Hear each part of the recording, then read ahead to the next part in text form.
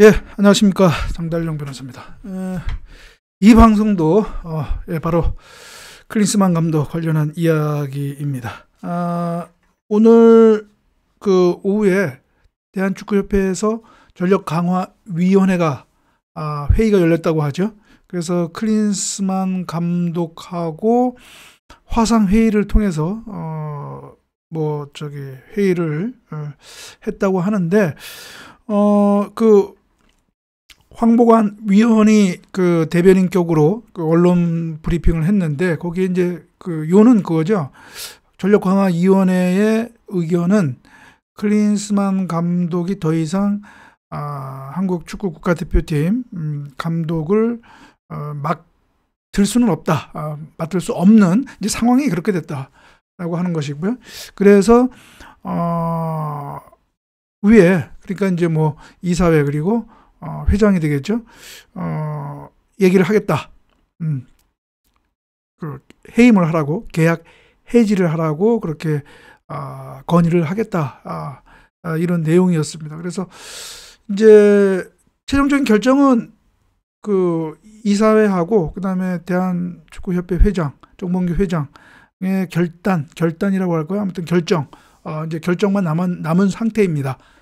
그래서 뭐 며칠 내로 이제 그 결정이 이루어지겠죠. 빠르면 뭐 내일 이루어질 수도 있는 것이고요. 그렇습니다. 근데 이제 여러분 여기서 알아둘 것은 이제 그 대한축구협회 규정상 전력강화위원회는 이사회의 자문기구, 자문조직에 불과합니다. 무슨 얘기냐? 전력강화위원회의 의견은 그냥 이사회와 회장이 그냥 참고 하는 것이지, 전력강화위원회의 어떤 의견에 뭐 구속되지도 않고요. 그냥 깡그리 무시해도 상관은 없습니다. 정관상, 내규상, 대한축구협회 규정상은 그렇습니다. 이게 문제입니다. 우리나라 이 스포츠 조직, 스포츠 관련 단체의 그 문제이거든요. 문제인데 아무튼 이제 그렇습니다. 그래서 결국 어떻게 보면 최종적인 이제 판단은 대한축구협회 이제 정명구 회장이 이제 하는 것인데요. 이게 우리나라 뭐 대한축구협회뿐만 아니라 대한체육회니 뭐 다른 종목 단체도 다 마찬가지입니다. 우리나라 스포츠 행정의 가장 문제점이 하나가 뭐냐면 그 단체의 모든 권한이 다 회장에게 다 권한이 있다는 겁니다. 그러니까 한마디로 황제, 단체의 회장이 황제가 되는 것이죠. 황제. 예. 킹이 되는 겁니다. 킹.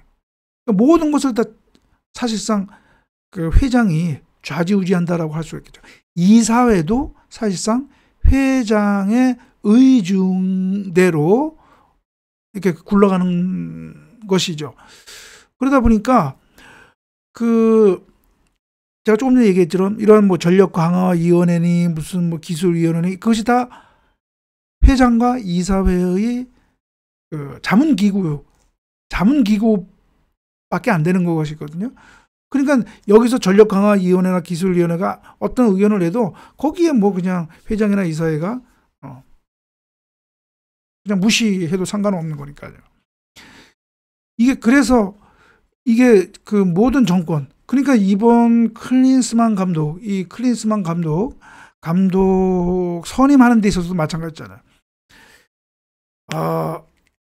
정상적이라면 전력강화위원회가 그 후보자를 물색을 하고 평가를 해서 이 사람이 정말 우리 국가대표팀 감독으로서 최적입니다라고 올리면 그러한 전문적인 판단을 존중을 해서 이사회와 회장이 승인하는 것이 아니라 탑다운으로 그냥 회장이나 특정인이 특정 후보자와 접촉을 해서 거기서 정해놓고 그냥 전력강화위원회에게는 그냥 형식적으로 그냥 절차를 거치는 이런 게 이제 문제라는 거죠.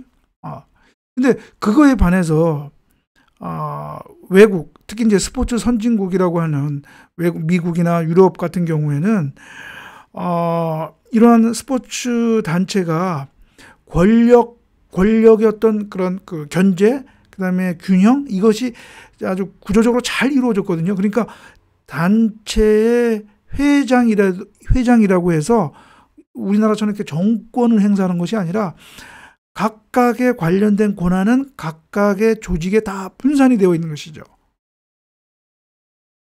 단지 그 회장, 대표는 최종적으로 그것을 오케이하고 관련된 계약서나 문서에 사인하는 역할, 그리고 그 단체를 대표하는 역할에 그치는 것이지, 우리나라처럼 이것저것 다 그냥 좌지우지하는 것이 아니라는 얘기죠.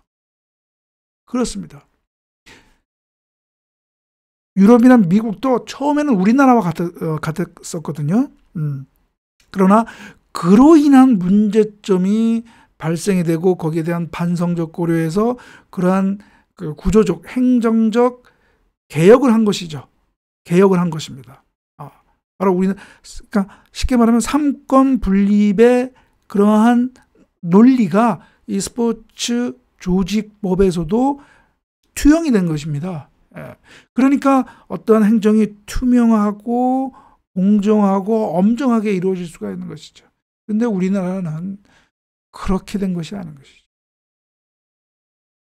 그래서 바로 이 클린스만 감독, 이게 참 어떻게 보면 역설적으로 얘기가 될 수도 있는데, 만약에 클린스만 감독이 이제 경질이 된다라고 하면, 저는 이 기회, 이 클린스만 감독 사태가 우리나라 대한축구협회의 행정적, 구조적으로 뭔가 좀 변화할 수 있는, 선진적으로 변화할 수 있는 기회로 삼아야 되겠다.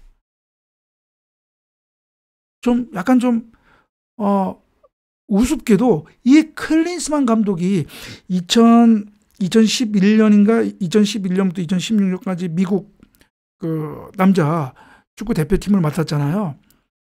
예, 그래서 2018년 월드컵 미국 실패해서 그냥 아웃되었잖아요. 클린스만 감독이. 바로 이 클린스만 감독 때문에 미국이 이 미국 축구협회가 구조적으로, 행정적으로 뭔가 좀 발전하는 계기가 되었다라는 것이죠. 우습게도. 이게 어떻게 됐냐면, 여러분, 이 미국 그러니까 미국 다른 뭐 단체도 마찬가지인데요. 미국 그 축구협회요. 제가 홈페이지를 배경으로 화면으로 제가 보여드릴게요. 이게 미국 축구협회 홈페이지인데요. 여러분들 나중에 시간 한번 되시면 한번 가보세요. 이 구조적으로 거버넌스 구조가 아주 잘 되어 있습니다. 당연히 회장이 있고요. 그 다음에 그 보드 디렉터, 그러니까 뭐 우리말로 따지면 이사회가 있고요. 그 다음에 또 여러 카운슬, 위원회가 있습니다. 여기 나오죠. 뭐 프로페셔널 카운슬, 그 애슬리트 카운슬 이거 있고요. 또 그 보드 디렉터 안에 또 커뮤니티가 있습니다. 여러 개의 커뮤니티가 있거든요. 커뮤니티, 그러니까 우리로 따지면 그 뭐라고 해야 되나, 뭐 위원회죠. 위원회. 그리고 중요한 것은 이러한 커뮤니티가 여기 쭉 나오죠. Project and Finance Community, Commercial Development Community, Investor Community 이렇게 있죠. 여기에 그 위원장이 있고 또 위원들이 있단 말이죠. 그 다음에 Technical Development Community 이렇게 있습니다. 이 조직이 우리나라처럼 단순한 자문기구가 아니라 실질적인 그 분야에 있어서 최종 결정권이 있습니다. 결정권이.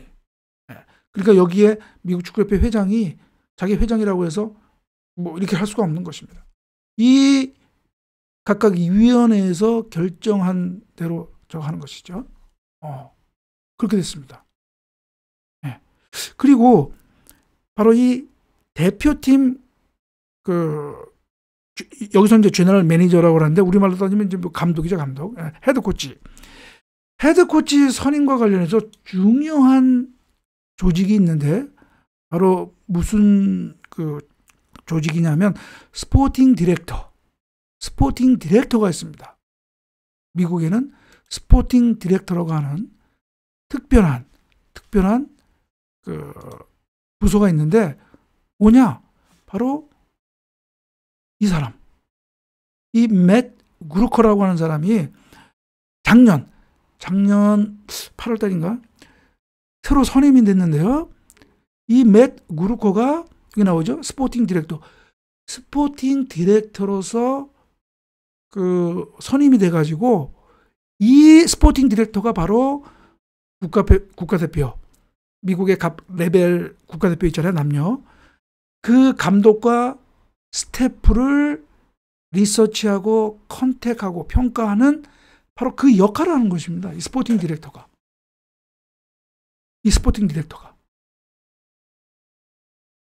그러니까 전권을 가지고 누가 미국 국가대표팀의 감독으로서 최적임자인지를 평가하는 거죠. 평가하고 체크하고. 그래서 이 사람이 가장 낫다라고 하면 제가 조금 전에 이제 말씀드릴 텐데 바로 그 기술위원회에 보고를 하면 기술위원회가 최종적으로 승인을 하는 것이죠. 회장이 누구를 하라 말아 할 수가 없습니다. 이 맷 그루커가 전 영국 축구협회 그 기술팀장이었고요. 기술팀장이었고 그다음에 사우스햄프턴 미국 영국 EPL 사우스햄프턴 구단의 그 또 행정부서 장이었습니다. 축구 전문가라고 할 수 있겠죠. 어떻게 보면 이 기술적으로 이러한 헤드헌터라고 볼 수 있을까요? 어떻게 보면 그런 최적임자라고 볼 수가 있겠죠. 이 사람 이전에 그 스포팅 디렉터가 어니 스튜어트라고요. 어니 스튜어트. 이 사람도 이 전임자가 어니 스튜어트인데 이 사람이 2016년부터인가 이제 했는데 바로 이 미국 축구협회가 이 스포팅 디렉터를 둔 계기가 바로 이 클린스만과도 관련이 있습니다. 클린스만이 2016년인가 이제 경질됐잖아요.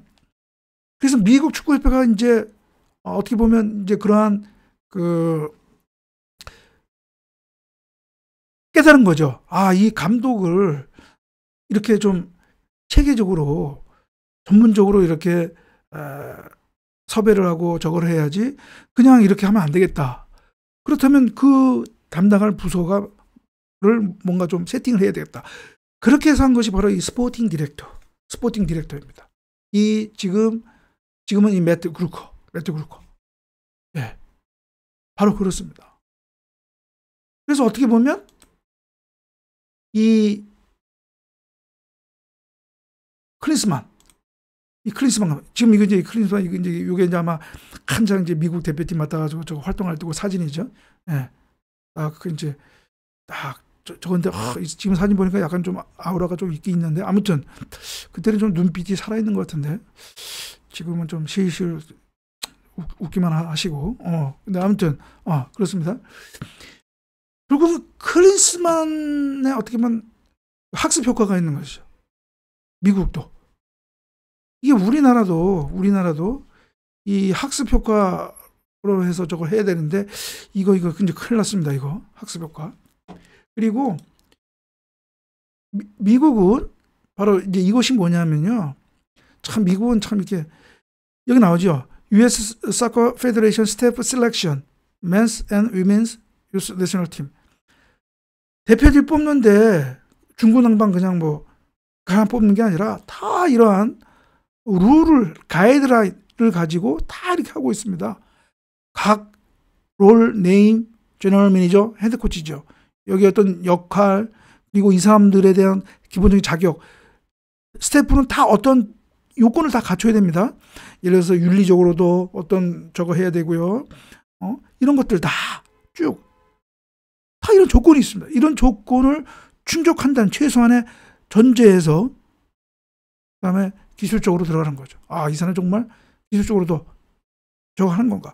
그리고 여기 보이는 것처럼 이러한 감독 선임에 대한 것은 최종적으로 이 기술 파트가 최종적인 권한이 있는 것입니다. 그리고 내쫓는 것도, 교체하는 것도 이 기술위원회의 최종적인 권한이 있는 것입니다. 여기에 그런 내용들이 다 쭉 있어요. 바로 이겁니다. 이게. 요 내용. 예. 이런 것들. 자, US Soccer Technical Development Committee. 우리나라 따지면 뭐 전력강화위원회라고 할 수 있는데, 전력강화 Committee of the Board will make the final approval. 최종적으로 결정하는 거예요. 최종적으로. 스태프에 대한 픽스하는 거. 이런 것들이 쭉 나와요. 이 테크니컬 디벨롭먼트 커뮤니티.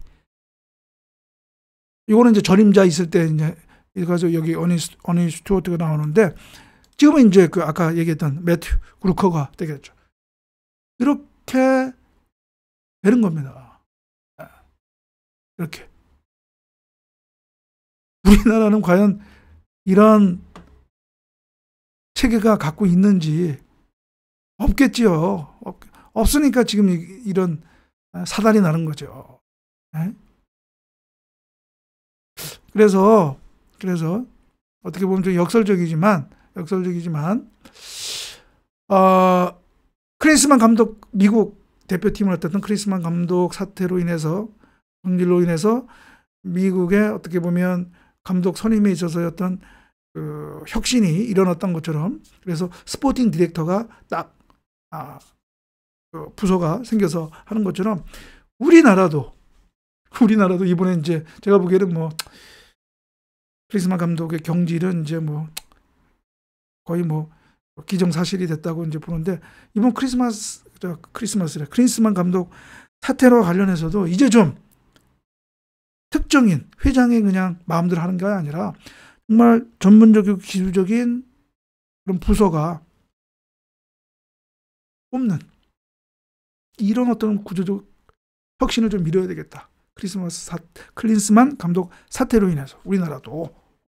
그러면 클린스만 감독 사태가 우리나라 한국 축구 발전에 뭔가 또 기여할 수도 있겠죠.